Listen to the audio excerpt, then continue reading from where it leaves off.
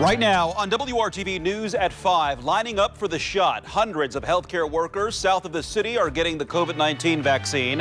What's next for those still waiting for the first dose? What a comeback. The Colts' Rigoberto Sanchez ready for action on the field just weeks after having cancer surgery. We haven't seen the Pacers here since March. They're back home tonight to wrap up the NBA's preseason. I'm Brad Brown. We are live inside Bankers Life Fieldhouse. Been a while since we said that. We'll take a look coming up. From the station working for you, this is WRTV News at 5. Streaming now. Good evening to you here at 5 o'clock. I'm Mark Mullins. First tonight, vaccinating Indiana's frontline healthcare workers. Hundreds more bared their arms today to get the shot that so many are longing for to help bring this pandemic to an end. COVID vaccinations began today in Johnson County at Johnson Memorial Health. WRTV's Rafael Sanchez spent the day in Franklin to see it happen. Just, it's part of being a nurse. With that, Cassie Osborne was the first healthcare worker to get vaccinated at Johnson Memorial Health in Franklin. She lives in the county, but works with cancer patients at Community South. Joy, peace, peace of mind. For me, my patients, I think about them. I just want them to be protected. 7. Across the room, Dawn McLennan is a physical therapist for IU Health. I'm just really excited. After several months of working in these scary conditions, I'm just really excited to be finally getting this vaccine and feeling protected and feeling like we're getting past possibly this awful pandemic.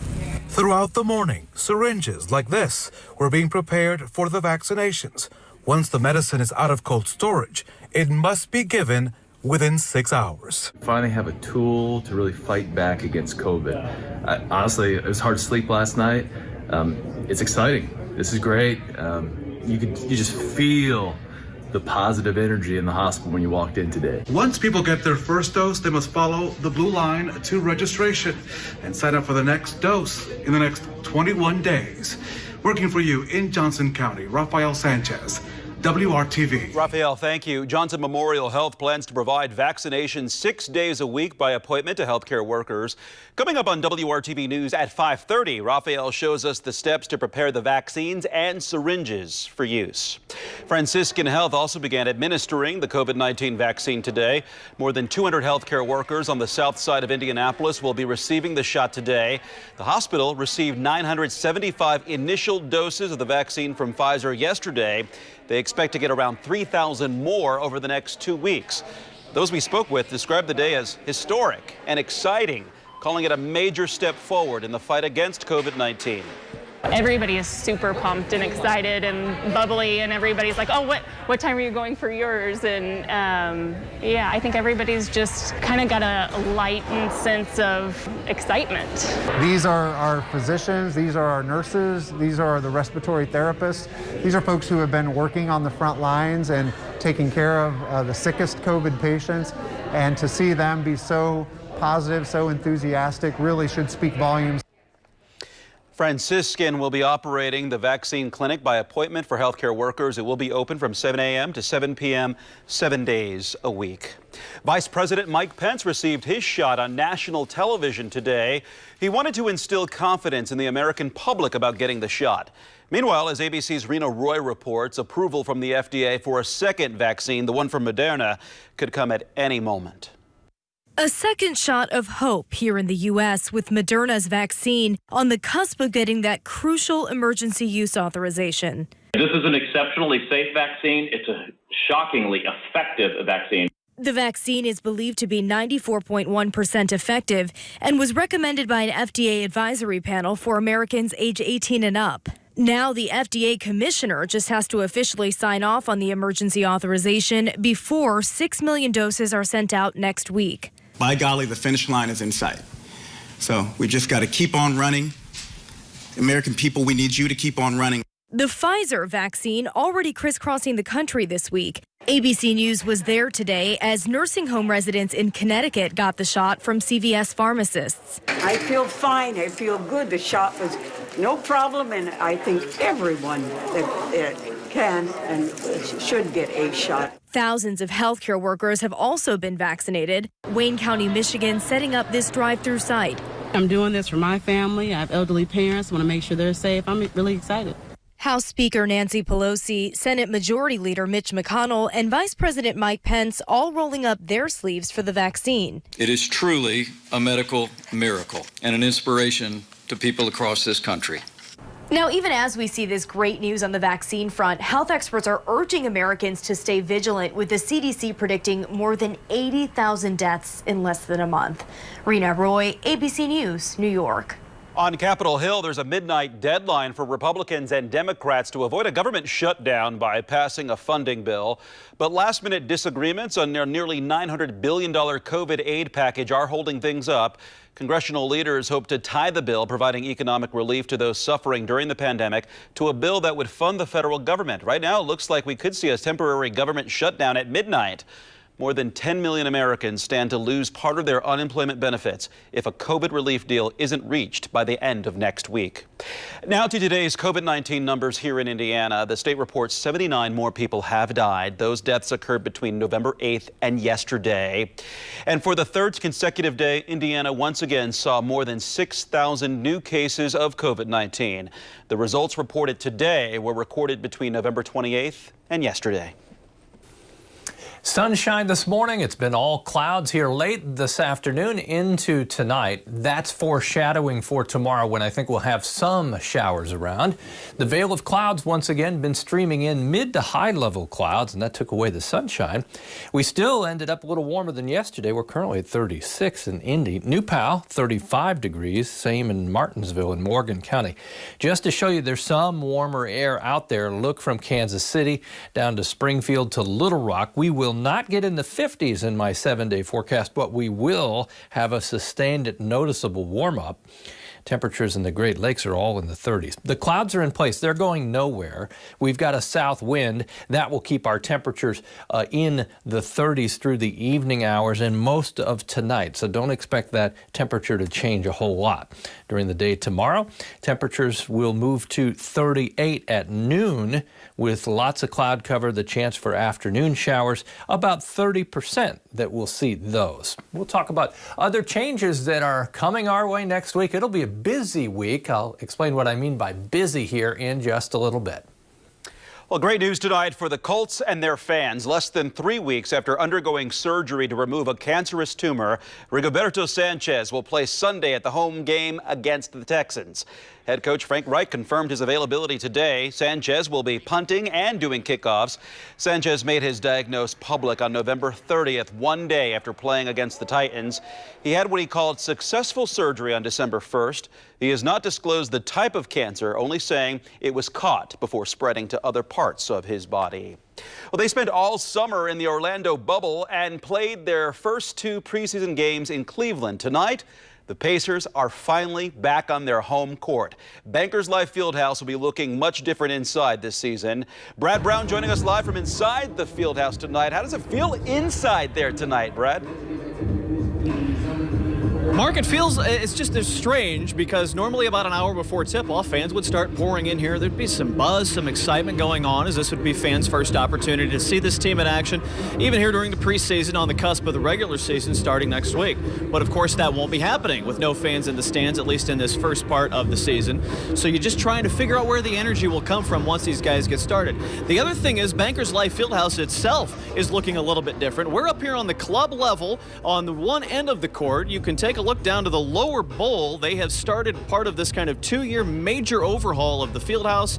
They have some new seats down there. The old green seats are gone, replaced with those dark gray and black seats. Some new entrances on the side. There's some new club seats as well around, and we'll see a lot more of this going on in the months ahead, working really toward kind of final completion about a year from now. Let's get a look at the Pacers practice the last couple of days on this court. Of course, for the newest guys on this team, their first time in the blue and gold, practicing and getting set to play here at Bankers Life Fieldhouse. The Pacers lost their first 2 preseason games over in Cleveland, but don't take a whole lot into that, as Coach Nate Bjorkgren got a lot of minutes out, a lot of guys, learned a lot about this team. They shot a lot of 3-pointers as well, and we'll see how that holds up going into this one tonight as they take on the 76ers and look ahead to the regular season starting next Wednesday.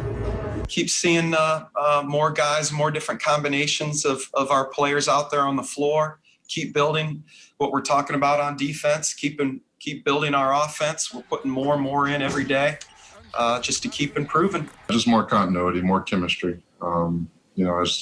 As you go on, as we play more together, still we're going to have a few guys out. But as we play more together and we play at home, I hope that we can continue to play with that energy. And they'll have plenty of opportunities here at home. The first one next Wednesday against the Knicks is game 1. 7 of the first 9 games will be here at Bankers Life Fieldhouse. And they'll have some back-to-backs in this first part of the season as well, 4 of them through the end of January. Now, as far as when fans will get a chance to get back in here, the Pacers told us here at the start of the season, no plans to have fans right now. This is a very fluid situation. We can tell you the first ticketed event that's on the schedule here at Bankers Life Fieldhouse is Disney on Ice. That comes up the 3rd week of January. So perhaps as we get into the 1st of February, maybe there'll be an opportunity for some fans to see some action here. But again, this is all a very fluid thing moving forward. It'll have a lot to do with how the numbers with COVID-19 go here in Marion County and around central Indiana in the weeks ahead.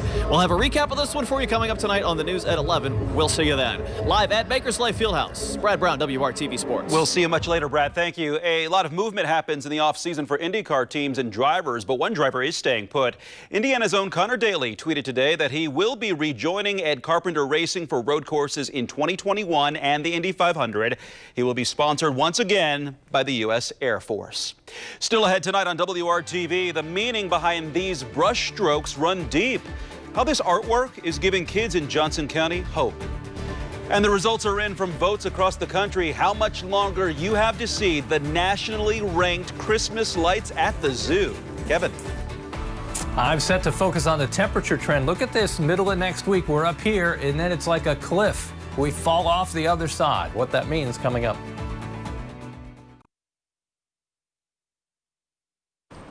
Right now, Metro Police are investigating the city's latest homicide. This happened late this afternoon at an apartment complex on the city's northwest side near 46th Street and High School Road. Metro Police say a man was found shot to death inside of a car at the Scarborough Lakes Apartments around 3:10 this afternoon. If you have any information, you are asked to call Crime Stoppers at 317-262-TIPS. In Johnson County, a community collaboration could make a big difference in the lives of children. Our Lauren Casey shows us how art can leave a lasting impact on kids who are going through unimaginable situations. And out of respect for the victims she serves, the advocate we interviewed will not be shown on camera. Even through the art, that they're hearing that they are loved and that they're cared for. Words of affirmation, vibrant colors, calming scenes of nature. A lot of mountains and forest scenes with animals. And then we're also going to have on the wall the words, "You are believed." Kimberly Hoffman guides us through the Johnson County Prosecutor's Office, where work on a giant mural is underway. Because it's really important for these children to know that someone hears their story and believes their story. This is the Hall of the Brave, where little ones walk with sweaty palms. Through the doors, they tell their stories of what happened to them in a time of trauma. And then when it's time for them to be interviewed, they come down this hallway and come down to the interview room. Before we started this project, this hallway was dark and dreary. Just, it's all white. If I feel like this is scary, then I can only imagine what kids, and I look at their reactions. Tracy McQueen has walked that path step for step alongside these children as a trauma advocacy coordinator for Assist Indiana. They're looking back and forth at the walls. They're paying attention to their surroundings as they go down there. Assist Indiana is a small organization with a big impact, serving residents in Johnson County as well as 9 other counties and based in Franklin. The organization connects victims with services, advocates, intervention, and support. Tracy sees how kids react to the art that they added to the waiting room. We put up pictures of words, and what was so unique about that was if the kids couldn't read when they came in, that was a whole other thing. If they couldn't read, their parents would read those words. You are special. You are beautiful. They would read those. And sometimes kids you could just see them light up. And as she pitched a mural project, Kimberly with Leadership Johnson County and Creative Council searched for a community project for her leadership class. And then a community collaboration came to life. So it just brought all of these groups together to get this one project done, which is kind of unique because most of the groups are very diverse. Leadership Johnson County promotes leaders in our community. Creative Council promotes the arts. Assist Indiana supports victims of crimes. And so together with the Johnson County Prosecutor's Office, they applied for a grant through Johnson County REMC. This project just demonstrates how a village can come together for a great cause, do great work, make a difference in the life of kids, and hopefully leave a lasting positive impression. We want them to feel seen, heard, known, that they're amazing, they're wonderful, they're tough, kind. I could go on, but the biggest thing is most of all, we want them to know they're believed. Working for you in Johnson County, Lauren Casey, WRTV. Assist Indiana has specialized therapists, victim advocates, and various support groups, as well as prevention education. If you need access to any of these resources, please go to the WRTV app and click on this story. Congratulations tonight to the Indianapolis Zoo. The zoo's Christmas lights have once again been voted one of the best in the nation. Christmas at the Zoo was voted 4th best in zoo lights in the USA Today online poll. Now, this is the zoo's 4th top 5 finish. Christmas lights at the zoo date back to 1967, when it was the first zoo lights event in the country. Christmas at the Zoo continues through December 30th. It's closed Christmas Eve and Christmas Day. Limited tickets are still available. Timed entry tickets must be reserved in advance. Well, bundle up if you're headed out to the zoo tonight. You're really going to need a heavier coat tonight, right, Kevin? Mark, yes, you will. I'm wondering, do you think there are any original bulbs still burning brightly from 1967? There's got to be. I'm sure one of them is at least hanging on, right? Yeah, but you know how it works. One goes out and they all go out. They all go out. All right. Let's take a walk here. Good day for that, especially early in the day. We had the sunshine around, temperatures not too bad, still in the 30s, and the little dog walking never hurt anyone. The dogs love it too. It's good to wear them out for the night ahead. Well, temperatures in central Indiana cut off the afternoon heating because of the cloud cover, and those clouds will stay with us tonight and through the day tomorrow. I show you the radar. Not because we need it this evening, but if we look well to the northwest, you'll see kind of a thin line with some snow over Lake Superior near Duluth, Minnesota, and then even a little rain in southwest Minnesota. That weather system will push our way and create the chance for some rain showers during the day tomorrow. As far as what's happening right now in central Indiana, temperatures are all stuck in the 30s. Temperatures tonight, they'll drop only a few degrees from where we're at. Most of us will stay around the freezing mark for an overnight low. There's your wind out of the south. That keeps our temperature propped up. You'll notice it 10 to 20 miles per hour. Temperatures in the morning, upper 20s to lower 30s. 40 degrees, your high tomorrow. On Sunday, not much different. The difference, our rain chances will be gone and our clouds will be decreasing for the second half of the weekend. Hourly forecast tomorrow, right around 1 o'clock, temperatures will be peaking. Your rain shower activity into the early afternoon, that's all with the green you see there. Nothing real heavy, and then that pushes off to the east. Temperatures in the afternoon, upper 30s to lower 40s. Sunday, as I mentioned, clouds will decrease. We should see some peaks at the sun by the time we get to Sunday afternoon. Temperatures just slightly above average for this time of year. Check out Monday, Tuesday, Wednesday, some real temperature momentum.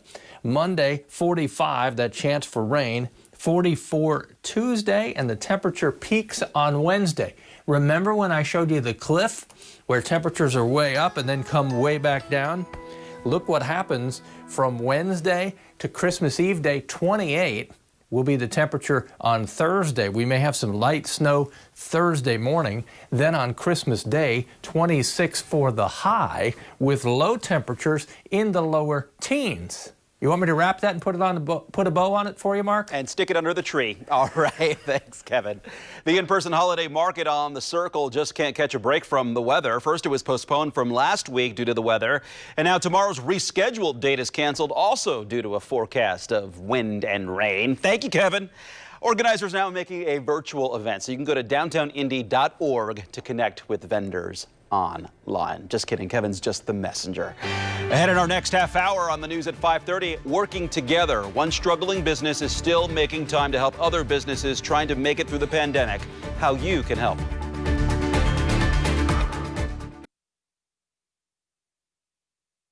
We know it's a tough time for restaurants during this pandemic, but a seafood and steakhouse in Franklin isn't letting that stop them from helping other local businesses, showing how working together makes a difference. RFD Franklin opened its doors inside the old downtown Franklin post office in May of last year. The owners transformed the space into a fine dining restaurant, and then the pandemic forced them to close temporarily. They're now back open at reduced capacity, but still wanted to help their neighboring businesses that are also struggling to get through the pandemic. The owners bought tons of local Indiana-grown products and created gift baskets. By purchasing them, you can support local and stay safe. We think many people would be pleased with these gift baskets. There's honey and jams and candies and caramels and even some seasoned nuts. So there's a variety of items to choose from, and if you wish to divide them up and give them to different people, they're all wrapped individually, so that works well too. If you'd like to buy one of these shop local gift baskets from RFD in Franklin, they are hosting a gift basket pickup tomorrow from 2 to 4. They're also selling them during business hours for the restaurant. You can also email them. The address is rfd@rfdfranklin.com to arrange a pickup time. Some people are debating about whether they will get a COVID-19 vaccine or not. Tonight at 6, a local doctor shares his thoughts and what he wants everyone, especially minorities in Indiana, to hear. And next at 5:30, the precision and timing involved to make sure those getting the coronavirus vaccine are receiving exactly what they should.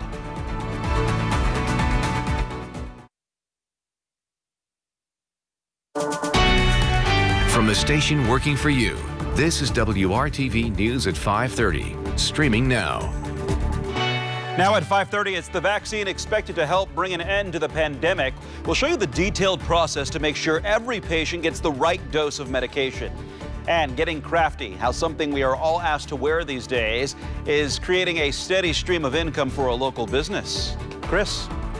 Topping our lineup on this Friday, getting the Pfizer vaccine ready is like something out of Mission Impossible, really is. We're taking a look inside at what it takes to prepare this shot. Now, more teachers are feeling the stress of this pandemic and now thinking about calling it quits at public schools, the jobs they are considering instead. Plus, there are new concerns about a measles outbreak among kids, the numbers that researchers are watching that have them worried, and why they say it's not too late to reverse them. First at 5:30.